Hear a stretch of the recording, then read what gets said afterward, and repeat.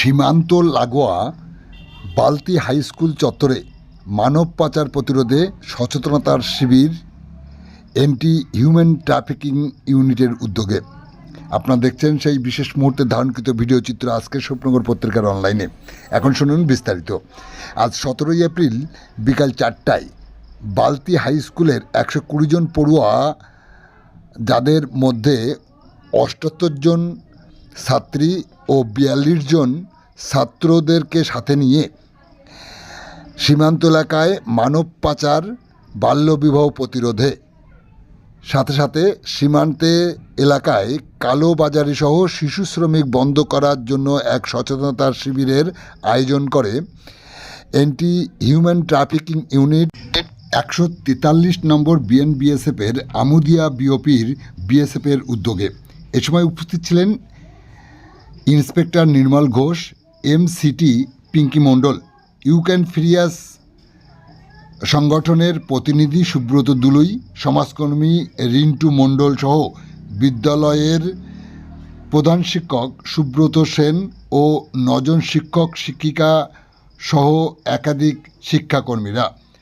পড়ুয়ারা বিএসএফের এই উদ্যোগকে সাধুবাদ জানান। আপনারা দেখছেন সেই সময়ের বিশেষ মুহূর্তে ধারণকৃত ভিডিও চিত্র আজকের স্বপ্নগর পত্রিকার অনলাইনে।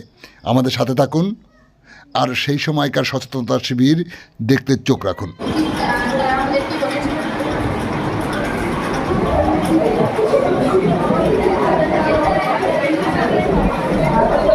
এই মানবতার সম্বন্ধে আমি একটা কথা বলবো এবং আগে আমরা স্যারেদের মধ্যে কথাগুলো শুনে আজকে এই যে ভীষণ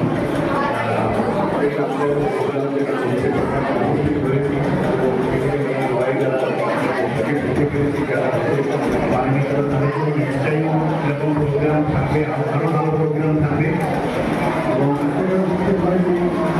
আমরা সবাই আজকে মানবতার কথাটা শিখেছি। এই কথাটার উপরে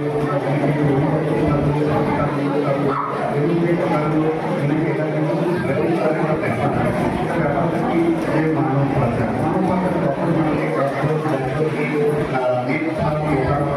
কথা গল্পের মাধ্যম দিয়ে গ্রহণ দিয়ে আমাদেরকে একদম ক্রস করে যাচ্ছি। তাদেরকে আমাদের দেখিয়ে আমাদের সব নিয়ে চলে যায়। অর্থাৎ সেটাকে মানুষের মানুষ পাঠাতে হবে। আসলে এই মানুষ পাঠার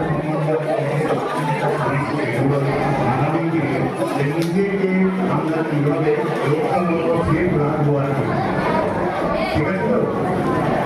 আমরা সে রাখবো এবং না হও তাহলে এই লাইফে এই জীবনে চরম ভুল হয়ে যাবে তোমাদের।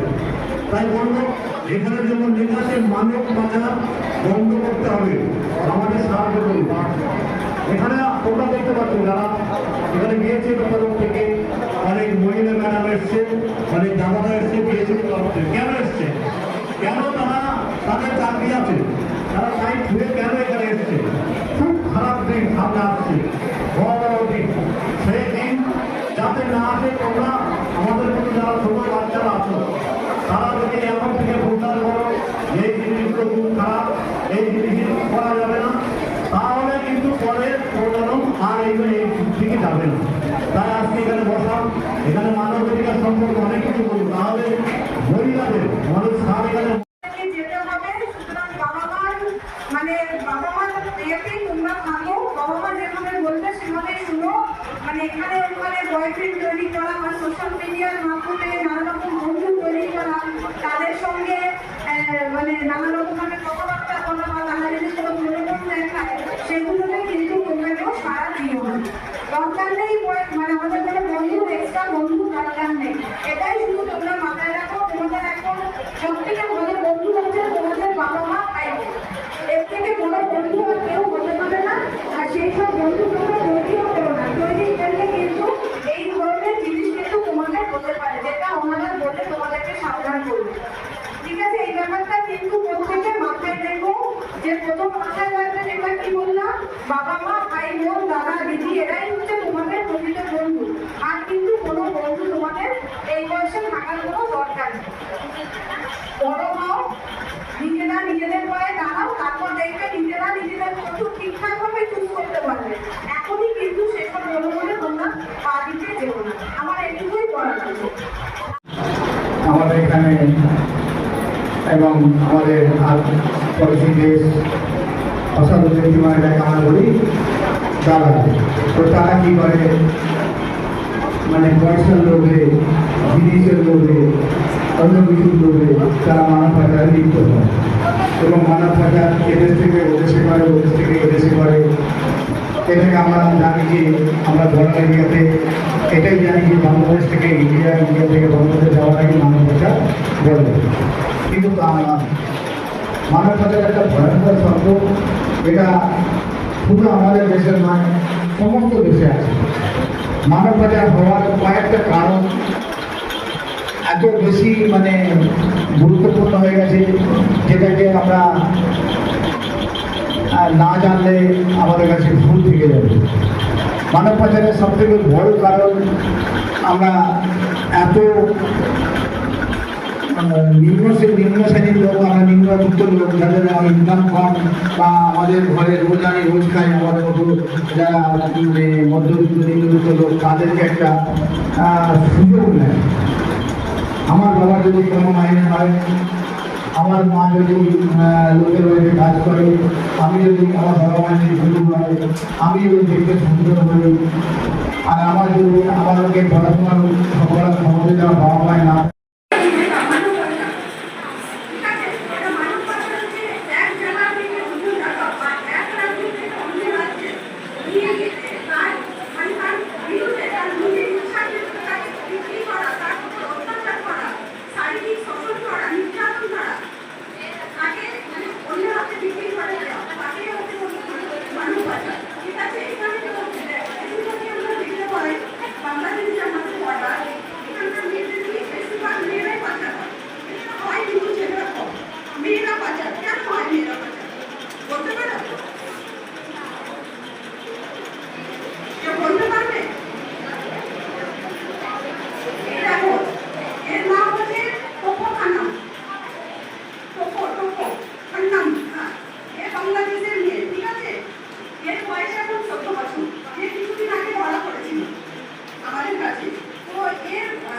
বাবা মারা গেছে, তো এর ভাই আছে, এক ভাই একটা বোন।